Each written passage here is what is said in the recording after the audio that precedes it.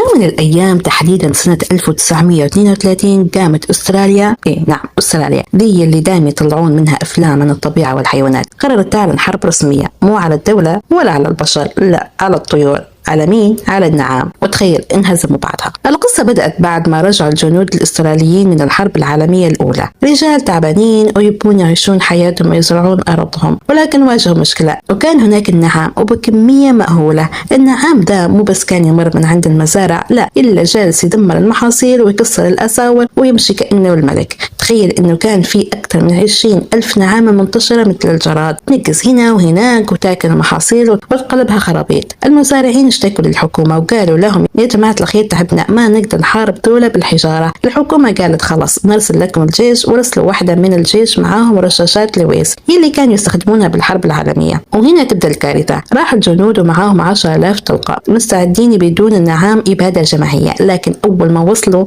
تفاجؤوا. النعام كان مو غبي، النعام سريع وذكي ويتحرك بمجموعات، تفرقوا مثل البرق وبعضهم لف ورجع من وراهم. الجنود صاروا يطلقون بس ما في إصابات كثيرة، 10,000 طلقة ما أصابوا إلا 1% تقريبا من عدد النعام. واحد من الجنود قالها بصريح العبارة لو أعطيت كل جندي إسترالي بندقية وخليناهم صف واحد ما نقدر نهزمهم. وبعد محاولتين فاشلة الحكومة قررت تسحب الجيش وتوقف المهمة. رسميا سحبوا قواتهم وقالوا احنا نعلن نهاية الحرب والنعام هو الفائز. تخيل النعام فاز على الجيش ومعها رشاشات حربية، ومن يومها العالم يسميها حرب النعام وحطوها في كتب التاريخ كمثال على أغرب وأغبى حرب بالتاريخ. وهنا يجي السؤال، تتوقع إن النعام كان بس يدافع عن أرضه ولا كان مخطط؟ المهم لا تستهين بأي مخلوق حتى لو كان طير يشبه الديناصور، ولا تنسى ترى النعامة إذا زعلت تضجك برفسة تطيرك لأسبوع قدام.